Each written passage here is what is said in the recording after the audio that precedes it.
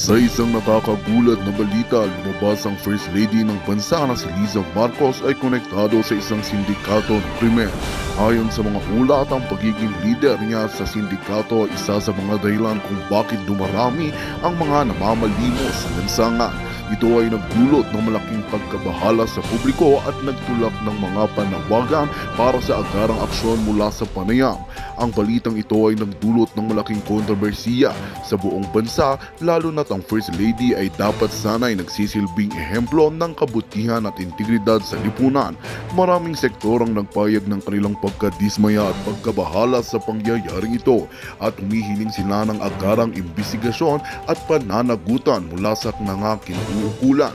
Sa gitna ng mga pangyayari at pagtutol mula sa publiko, nananatiling tahimik ang opisyal na pahayagan mula sa Malacanang tungkol sa issue. Subalit, asahan ang patuloy na pagbabantay ng mamamayan at media sa pangyayaring ito habang hinahanting ang hustisya at katotohanan sa likod ng mga kumakalat na balita. Well, ito nga ang balitang ating pagkakatutukan. Ngunit bago ang lahat, siguraduhin mag-subscribe at i-hit ang notification bell para sa patuloy na pagtutok sa mga sulyap ng bagong balita sa tunay na boses ng masa.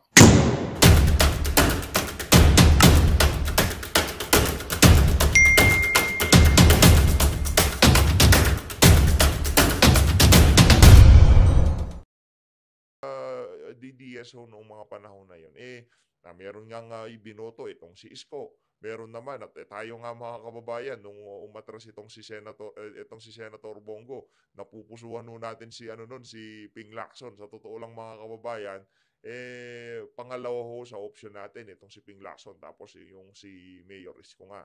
Kaso mga kababayan, itong ating Vice Presidente nakiusap nga sa napakaraming mga DDS na magbigay ng suporta kay Marcos Jr. Nung naalala pa ho natin, meron ho tayong vlog na noong binanata ni Tatay Digong, itong si Marcos Jr., isa ho tayo sa mga talagang bumakbak kay Marcos Jr. noong mga panahon na yun. Hindi ho natin inaasahan na magkakaganito ang sitwasyon. Nung naupo ho sila, talagang masahol pa ho sa mga dilawan ang ginagawa ngayon nitong si Marcos Jr.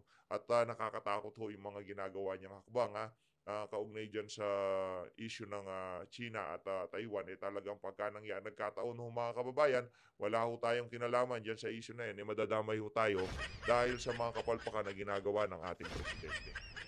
Ito naman ho, itong si Salceda, ano na ng mga banat nitong si Salceda. Mga kababayan, komento nyo sa baba kung ramdam nyo ho itong mga sinasabi nitong si Salceda na to. Economist Solons Albay, 2nd District Rep. Joey Salceda is anticipating lower food price thanks to President Marcos' latest directive on the removal of non-tariff implement on the importation of agricultural goods. Yan na nga ba sinasabi natin mga kababayan? Akala ko bang masagana 99? Akala ko bang talagang sasaya na yung ating mga magsasaka dahil uupo na tong si Marcos Jr. Mga kababayan, ang pinangako ho ni Marcos Jr. nung panahon ng kampanya, talagang aalagaan niya itong ating mga magsasaka. At talagang uusbong ang industriya ng agrikultura sa ating bansa. Sa tingin niyo ho ba mga kababayan, meron pa kayang kabataan na magkakaroon ng interes sa agrikultura kung puro importation ang inaatupang ng ating pamahalaan? Kung nakikita nila ang kanilang mga magulang na nagpapakahirap sa bukid, nagtatanim, tapos bibili, syempre, matindi ho yung competition ngayon kasi yung mga ibang bansa na advance ang teknolohiya nila pagdating sa agrikultura, talagang makakapagbigay ng sobrang babang presyo pagdating dito sa mga agricultural goods na to.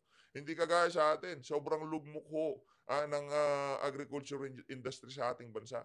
Talagang makaluma pa ho yung ginagamit ng ating mga magsasaka. Kaya yung production ho nila hindi ganun kataas, tapos yung cost nila napakataas ho mga kababayan. Kaya ang isa sa mga mahihirapan sa ginawa na to ni Marcos Jr. Walang iba ho kung hindi yung ating mga magsasaka. Kaya ngayon ipaliwanag nyo Marcos Jr., ano ho ba yung sinasabi nyo? Babalik tayo sa golden era ng agrikultura sa ating bansa nung naupo kayo sa bilang presidente ng Pilipinas. Ano na hong nangyari doon sa ipinangako nyo na yun?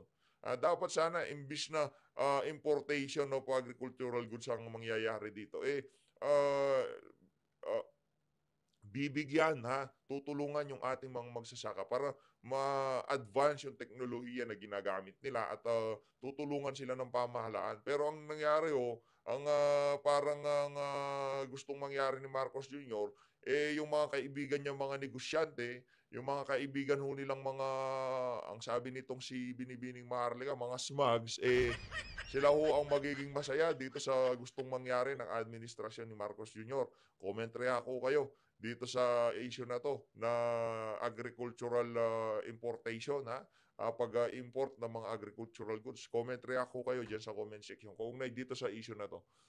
At ngayon naman mga kababayan, dumako tayo dito sa ating main topic. Kaugnay dito sa, sabi ko naman sa inyo mga kababayan, ipapamukha natin doon sa mga Pilipinong bilib na bilib dito sa gobyerno ng Amerika. Dito sa mga Amerikano na to. Pakinggan nyo itong mga sasabihin dito nitong si General Macanas. At tayo sana marami hong mag-share ng video na to para mas marami pa akong makapanood at matauhan yung ating mga kababayan na huwag kayong masyadong mabilib sa mga Amerikano. Ang sabi ko doon sa interview na narinig natin, mas gugustuhin pa daw ng gobyerno ng Amerika na magpadala ng bala kaysa ipadala yung kanilang mga sundalo. Kaya huwag kayong umasa na pagka nagka-issue dyan sa West Philippines, ipapadalhan tayo ng mga sundalong galing Estados Unidos at ipagtatanggol tayo nitong mga Amerikano na to. Imposible ho yun mga kababayan.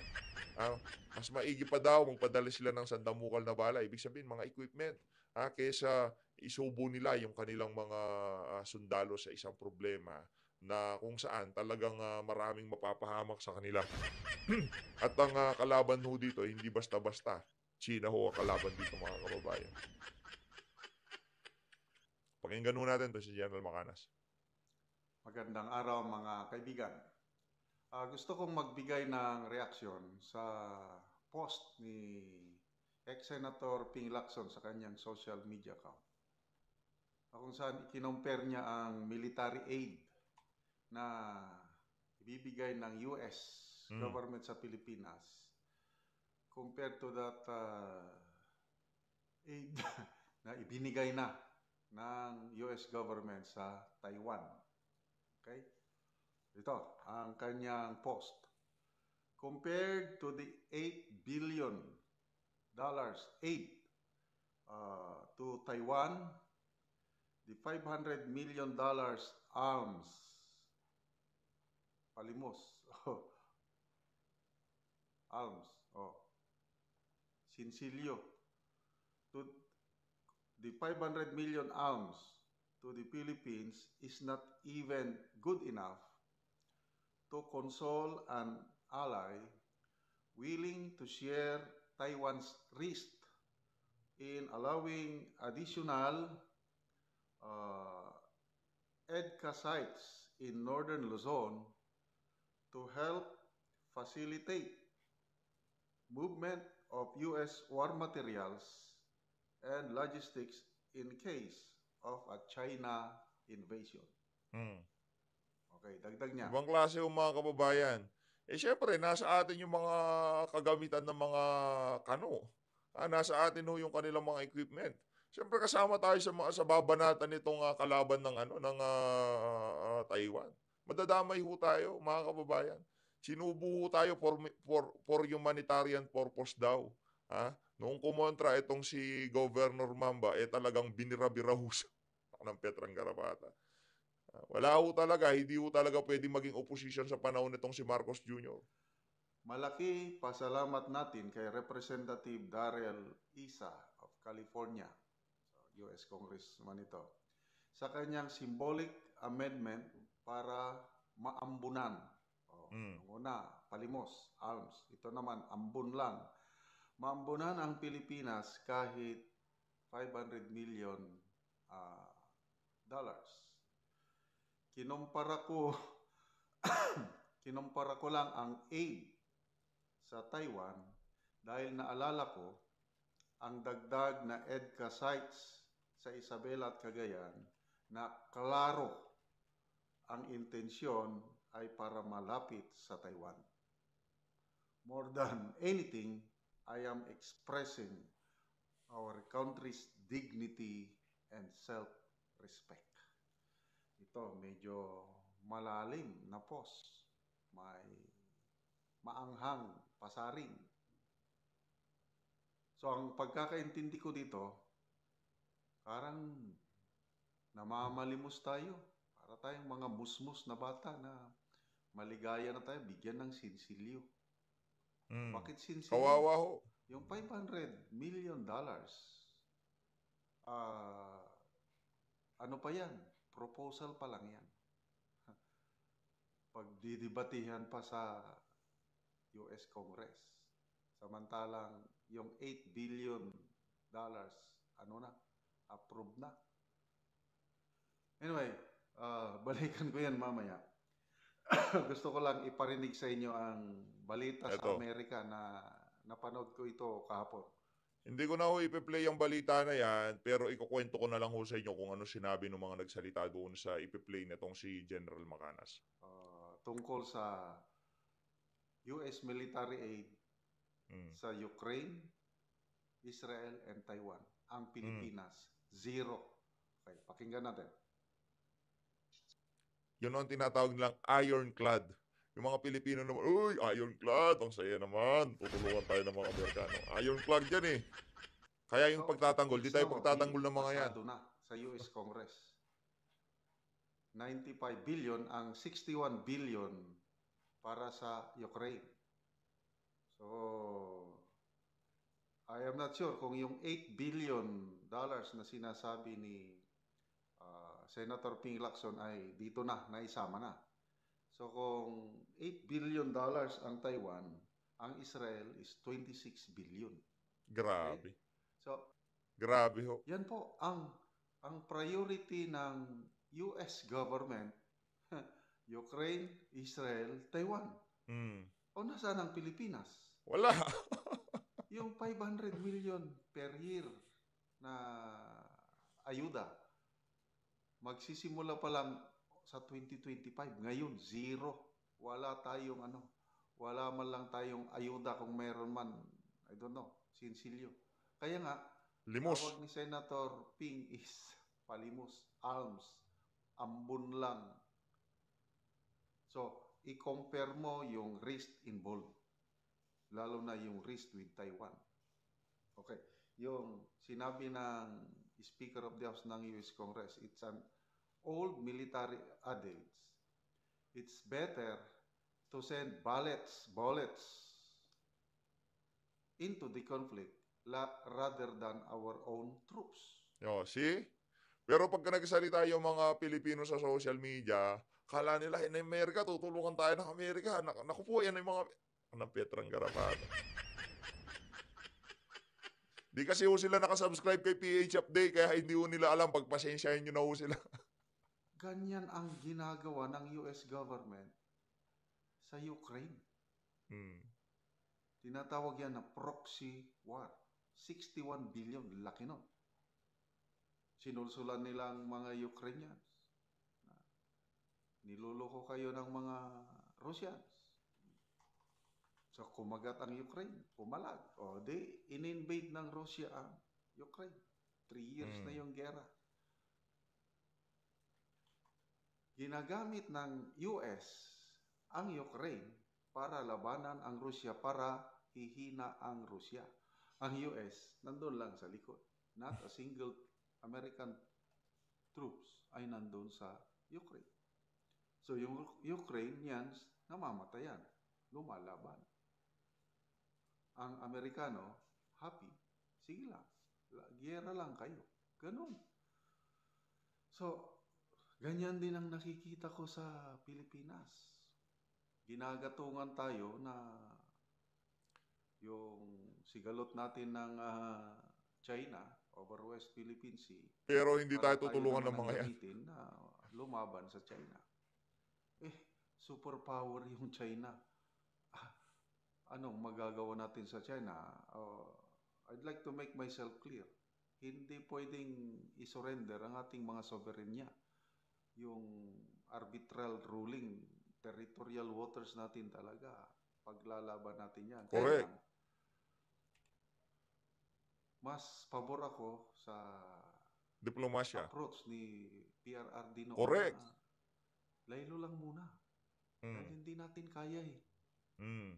Yung strategy ni Tatay Digong, pag-usapan natin yung mapagkakasunduan natin, yung mga hindi natin mapagkakasunduan, isang tabi na muna natin. Di ba ho? Meron na nga tayong nakaplanong joint exploration dyan 60-40. Tayo 60, sila 40. Ah, ah, sa kanila, sila mag-e-explore, sa kanila mga gamit. Kumbaga, tatanggap na lang ho tayo mga kababayan. Diplomasya lang muna, usap-usap lang muna. Correct. Ngayon, iba na ang magtatapang-tapangan na ang presidente. Na nung kampanyahan, sabi niya na never na hihingi siya ng tulong sa mga other countries, kay lalo lang isang bahing lang ng China or US, mawawala sa mapa ang Pilipinas. Ngayon, wala na, pinapasubo na tayo. Lalo na, nabanggit ni Senator Ping, yung additional EDCA sites Ayun. in Northern Luzon. Anong purpose nun? Huwag nilang lukuhin ang taong bayan na hindi daw yun gagamitin para atakihin ang China. For humanitarian daw yun.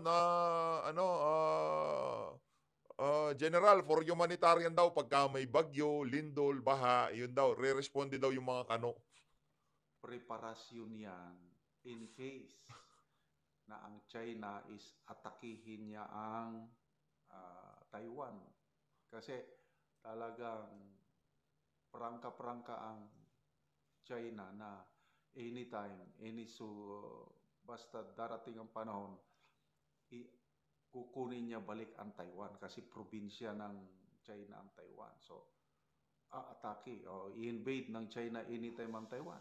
So, paano makareact ang US?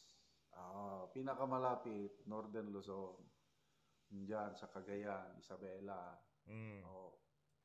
Batanes. Dinedevelop na nila military base sa Batanes. Wala tayong kaalam-alam. So, ano yung risk involved? Nako, madadamay tayo sa giyera. So, anong benefits natin? $500 million. Okay. Ibigay yun sa atin. I-develop yun ng mga EDCA sites. In the end, ang US pa rin makikinabang dahil gagamitin nilang kampo, basis yung EDCA sites na yan. Hindi talaga 100% para sa Armed Forces of the Philippines yung 500 million per year. Kaya kalokohan. Kaya ang tawag dyan, palimus strategy. Nasaan ang ating dignity, self-respect as a country? Wala na. Kasi wala na. ang nangyayari sa leadership ng administrasyong ito is para tayo nagmamakaawa sa US nga. Tulungan nyo naman kami, ambunan nyo kami. Binibigyan tayo, sinsilyo yun para din sa gamitin sa kanila din. Personal interest ng US dahil dyan sila magkakampo, mag-base. So, salamat, Senator Ping Lacson, sa iyo. Maraming salamat, Senator Ping.